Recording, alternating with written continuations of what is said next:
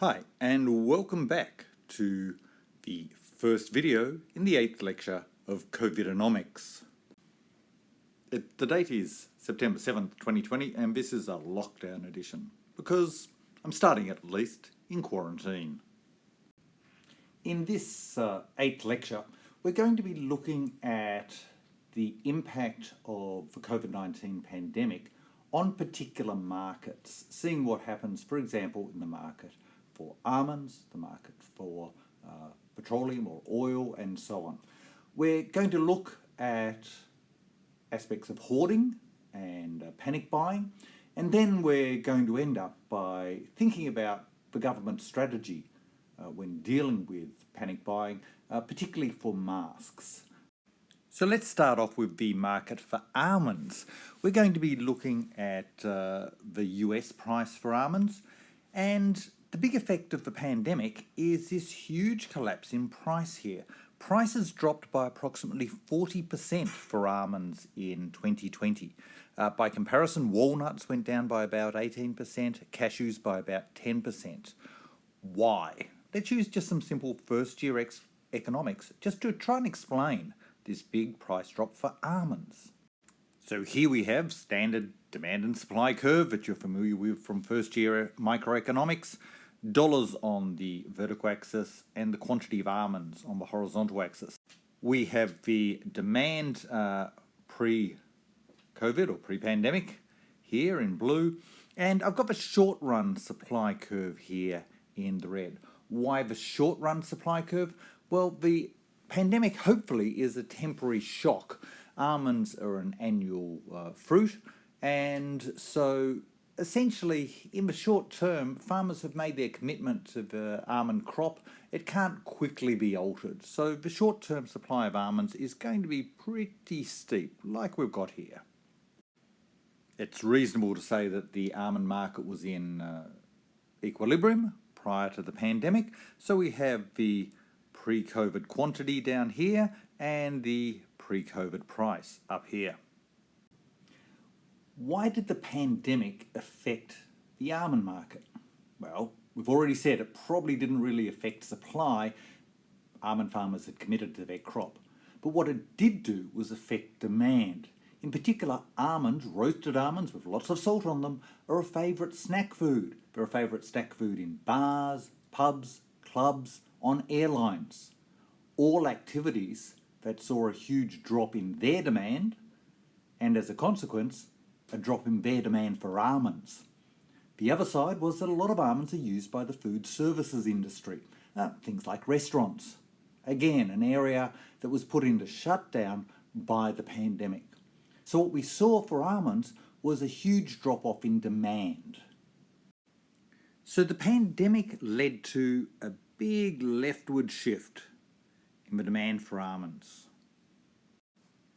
That meant that we moved to a new equilibrium given by our quantity after COVID and our price after COVID, where the green demand curve, lower demand curve, intersects our inelastic supply curve.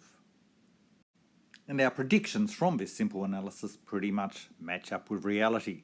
What we've seen is a big price drop for almonds. We haven't actually seen a huge quantity drop. And again, that simply reflects that the almond farmers are committed to their crop. You would have to start seeing prices get very low, so low that in fact the almond farmers found it wasn't worthwhile to harvest their crop before you'd start seeing a big change in the quantity here. And that's simply because as long as the price stays above the cost of harvesting, it's better to harvest the almonds and take them to the market. Again, just reflecting that this is a very inelastic short-run supply curve. Let's now turn our attention to oil, because it's actually a case where prices got negative. Again, we're going to concentrate on a US benchmark price here. It's the West Texas Intermediate price, dollars per barrel of oil. And here is the pandemic. This price here is zero. Or in other words, people started paying, albeit for a short period of time, but people started paying for buyers to take oil off their hands. what happened here. Again, let's start off with our simple first-year diagram, demand and supply. Dollars on the vertical axis, quantity of oil on the horizontal axis.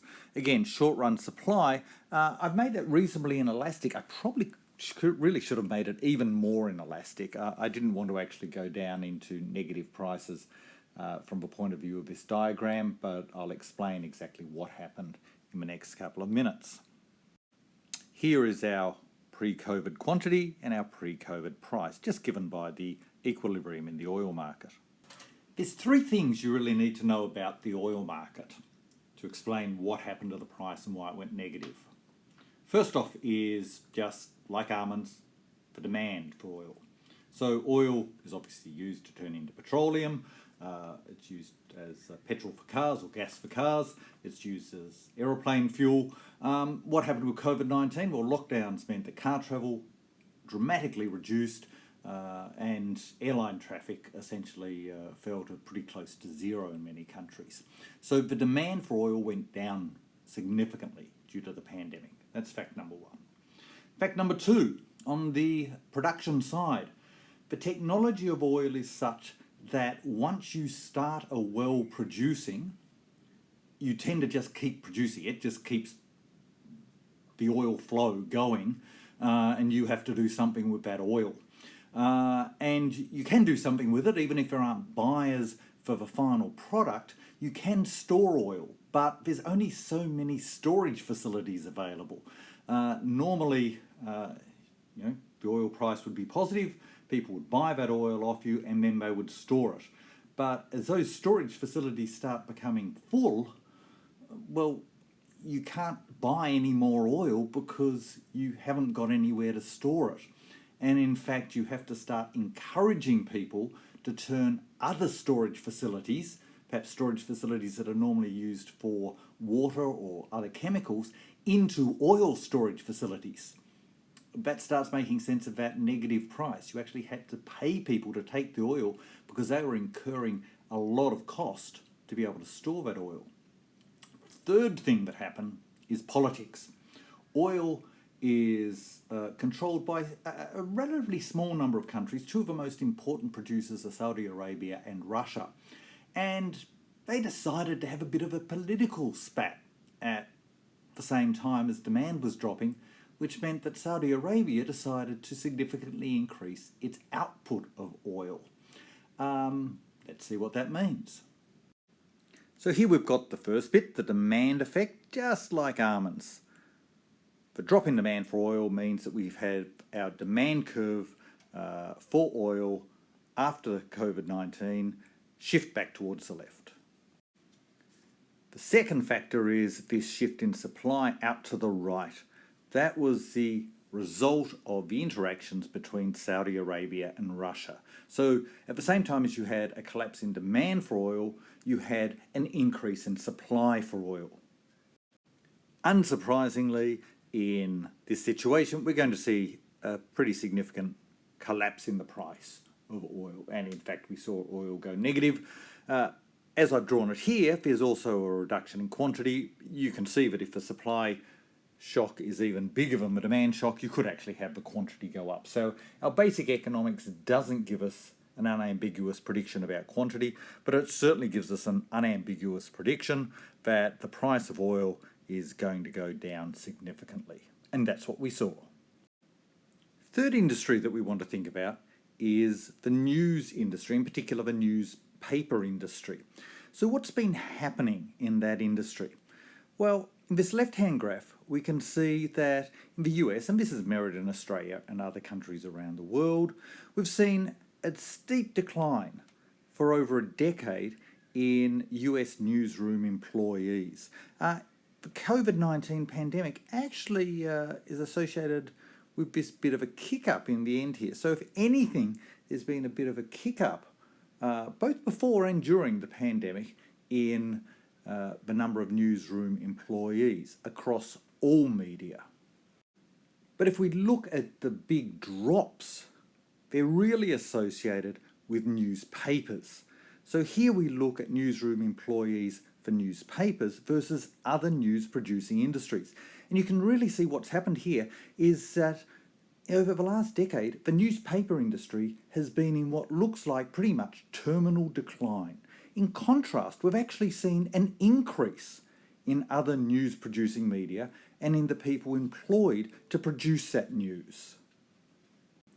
If anything, the pandemic has sped up this decline in the traditional newspaper industry.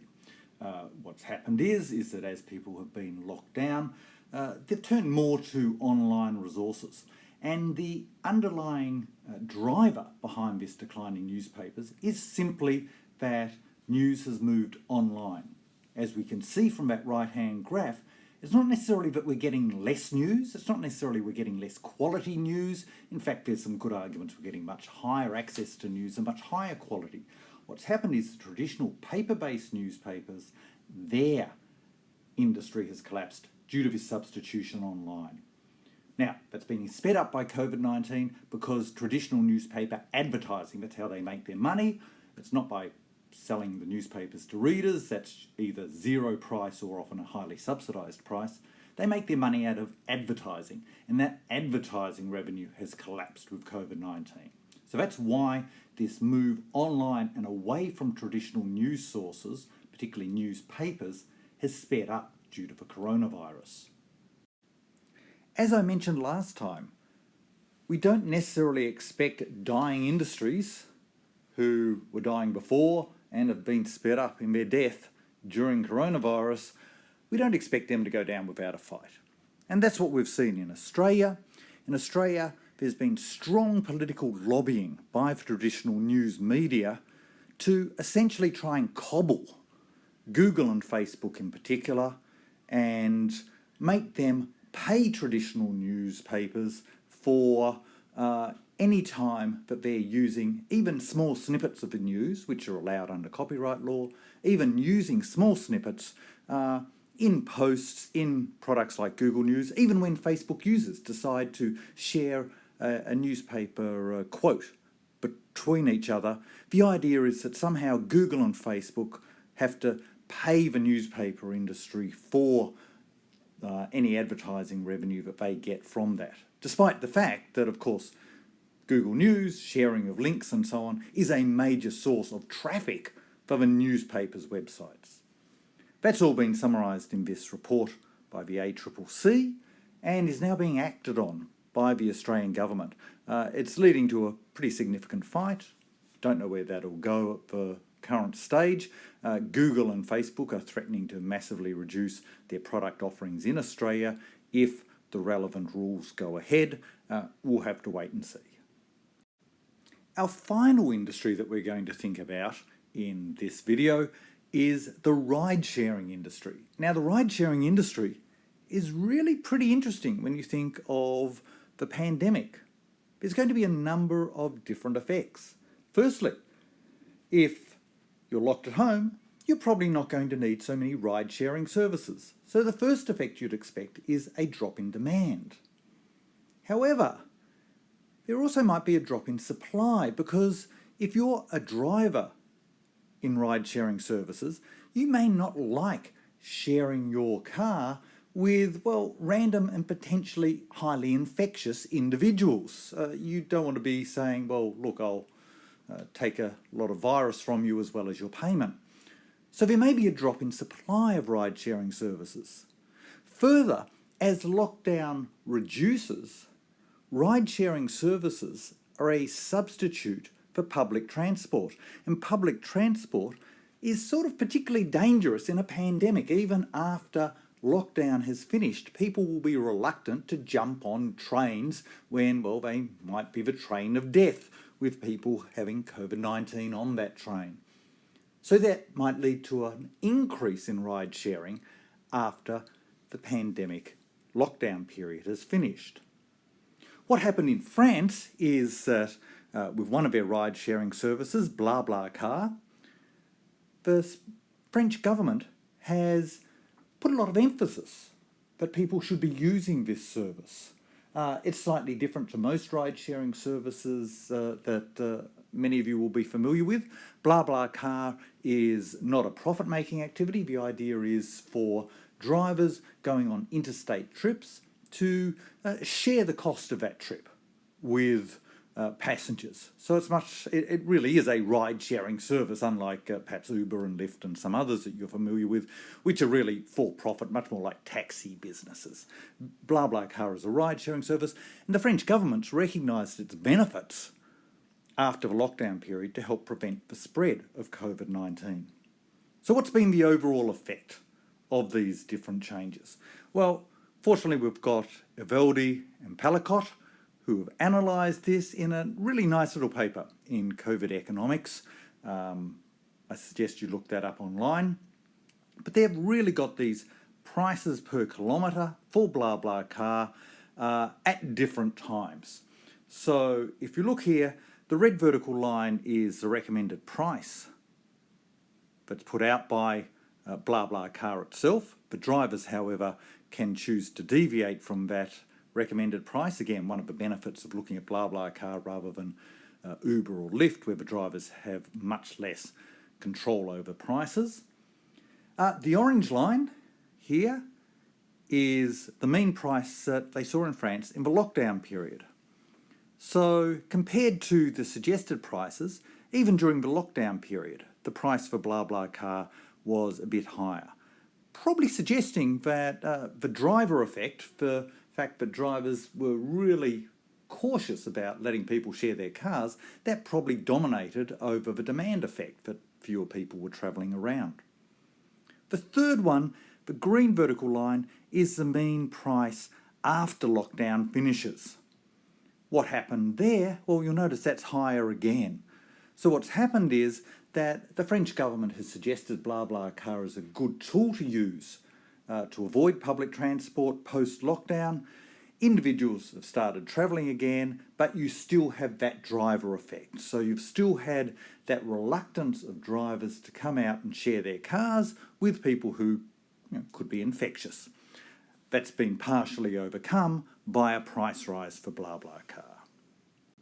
So in this first video, we've looked at a few markets and really just used basic first-year microeconomics to think about those markets in the context of COVID-19. And we've seen how far we can actually get with just that simple first-year microeconomics.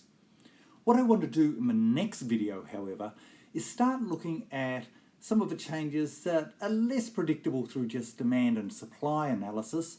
In particular, I want to start focusing on consumer panic buying and hoarding.